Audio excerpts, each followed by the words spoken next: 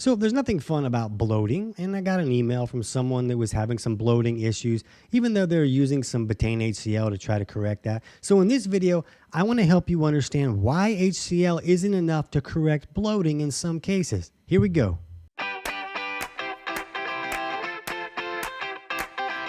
TC Hale is not a doctor and does not claim to be a doctor or licensed in any type of medical field. Don't be an idiot and use anything heard on the show as medical advice. This information should be used for educational purposes only, and you should contact your doctor for any medical advice. Now get off me. So Trixie emailed in and said, and her name wasn't really Trixie. I just kind of felt like using a fake name today. But Trixie said, bloating. Even sleeping at night with my dog curled up against my stomach makes me feel sick. Have been taking the HCL, beet flow, and ox bile for a month, but still persists. So Trixie, I don't really know your situation. I don't know what's going on. I'm not giving you advice because I couldn't give you advice without knowing what's actually going on with you. But I want to talk about some generalities here that I see a lot and what people tell us is working for them when they come across this situation. So the reason that HCL and supplementing with betaine HCL can help bloating is because a lot of times that bloating is caused by a lack of stomach acid and an inability to kill off all the bad guys that are coming in on the food that we're eating. So this bacteria and these other varmints come in when we're eating food and they set up camp in the stomach, and then they create this waste and these gases and this pressure, and that pressure can cause us to bloat.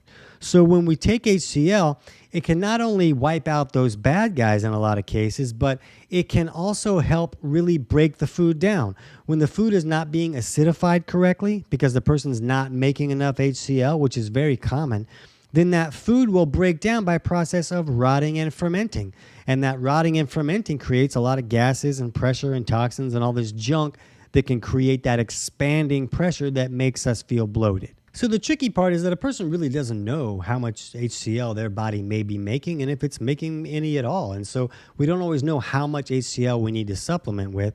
We usually have people work up to like 5 HCL per meal. That's the max of what we like to see people take. And there's other experts out there that'll say to take more. But when someone's taking 5 HCL, and that's the equivalent of what about the human body is supposed to make per meal, is about the equivalent of 5 HCL capsules.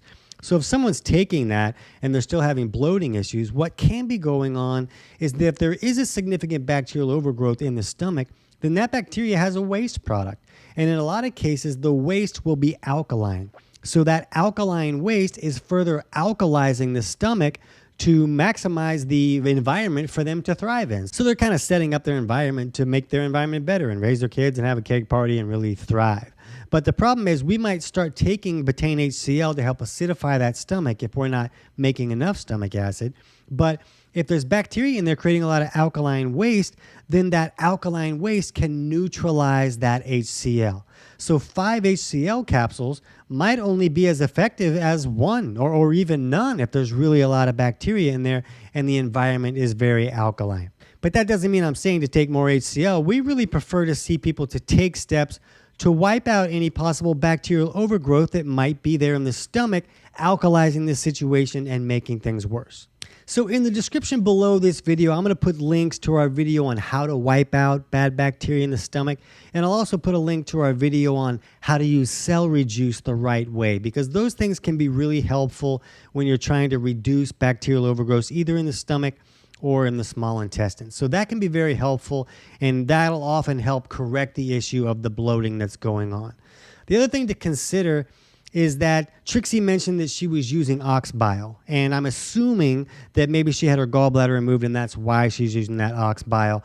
But a lot of times people will take the ox bile with their meal. That's what a lot of people tell people to do, and the manufacturers even like on the bottle, like take this with your meal. And it's really a big mistake because the bile is alkaline. So the bile is supposed to neutralize the acids that leave the stomach after those acids leave the stomach. It shouldn't neutralize them in the stomach.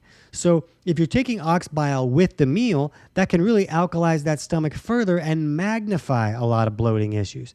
It may also be that you're taking that ox bile too close to your meal, and that's magnifying those bloating issues. So we like to see people take ox bile away from their meal. So I'll put a link in the description below for our video on how to adjust ox bile dose and timing to maybe give some insights on how to adjust that to reduce any bloating issues. Another possible issue is that the bacteria has moved from your stomach down into the small intestine, and there's a small intestinal bacterial overgrowth issue, or SIBO, like all the cool kids call it, and that overgrowth in the intestine can also create bloating, and the HCL in the stomach is really not going to help reduce the bacteria in the small intestine, because when those acids leave the stomach, they get neutralized by our bile, and so there's more of a neutral situation moving through the small intestine. So you might have to take some of those steps that we talk about to wipe out bacteria to help reduce the situation in the small intestine as well. And we'll put a link to our videos on how to correct SIBO so you can dig into that a little bit if you need to.